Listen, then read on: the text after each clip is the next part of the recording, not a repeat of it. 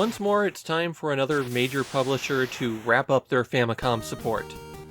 Sunsoft's time with the system is coming to an end with Honoo no Doukyuuji, Dodge Danpei 2. Sunsoft got off to a really rocky start with the system, but even in those junky early days, they had their first major hit with the shockingly influential Atlantis no Nazo, a game that every Famicom fan in Japan is very familiar with. It took Sunsoft a few years, but eventually they started cranking out some of the best action games on the system. Their crop of 1991 games in particular are all amazing and incredibly expensive on the aftermarket. Perhaps the strangest aspect of Sunsoft's time on the Famicom is that they were Sega's preferred publisher for their games on the system. 4 of Sunsoft's 30 games were ports of Sega games. The original Dodge Danpei hadn't even been out a year when this sequel was released. In fact, it had been 363 days. That makes me suspect that this one was rushed out the door. Maybe Sunsoft was contractually obligated to deliver a game, since originally Dodge Danpei was a comic and cartoon. It's about a young boy who dreams of being a professional dodgeball player, and of course he has to overcome a lot of challenges to achieve his dreams. So naturally, Dodge Danpei 2 is a dodgeball game, right? Don't be silly. It's also an adventure game and a fighting game. When you press start, you're given 3 options: a story mode, a dodgeball mode, and a battle mode. You'll play the dodgeball game and the fighting game in the story mode. You can just choose them from the main menu if you want to play against another player, or maybe use somebody other than the hero. When you begin story mode, you don't go into a dodgeball battle immediately. First you have to explore the town and gather your teammates. This is done from a side view. B throws the dodgeball, and you press up to interact with things. If you can get on top of stuff and then jump up, there's often coins hidden there, so you'll want to climb on top of trash cans and things like that. This first adventure game segment isn't complicated, but it is long, since it requires you to go back and forth a lot meeting your teammates.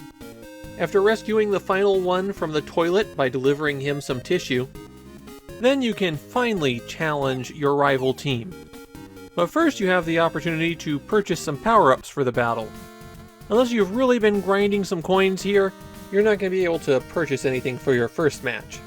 And then after you have an opportunity to change out members and choose who will grapple for the ball first, it's time to play. The way the game works is that you're dealt a hand of 5 cards. You pick out a move, and then you pick out a number of cards to play that help determine how effective that move is. If you have the ball, then you can choose to throw it at someone, pass the ball, or do a special move. You have to have the burning card to successfully pull one of those off, though. If the ball is being thrown at you, then your options are to try to catch it, to try to dodge it, or to get help from a teammate. All of the characters have their own stats, and generally speaking, the stats have a lot more of an effect than the cards themselves do. The value of cards only range from 1 to 5, while stats will range up to the 50s. You have 4 stats: life, which is essentially hit points, and when that runs out, you're knocked off the field. Don't worry, you can still play from the outer ring. Power is your endurance, and it gets used up as you do moves. Shot is how good you are at throwing, while catch is how good you are at catching. There doesn't seem to be a linear relationship between the number on the card and how it interacts with your stats, but really the stats are the primary factor in how well you're going to do in dodgeball. Matches have a timer of 10 minutes, and they really take about 30 minutes to play. Whoever has had the most players knocked out when the timer ends loses. When I was playing, I was trying to follow a strategy of knocking out their star player, thinking that would prevent them from easily knocking out mine. But I forgot one very important thing. Dodgeball is not about overcoming the strong. It's about culling the weak. There are a few special cards that will come up. A heart will restore a bit of your life, and if it comes up while you have possession of the ball, then you can choose which player to heal. There's also a card that lets you discard and redraw 3 times, and the burning cards, which will let you pull off a special move. The interface for how you play cards is a little bit weird. When you select a card, it goes to the front of the hand, and then you have to hit up to play it. Sometimes on offense you can choose to play more than one card, in which case the defender also gets to pick an equal number of cards.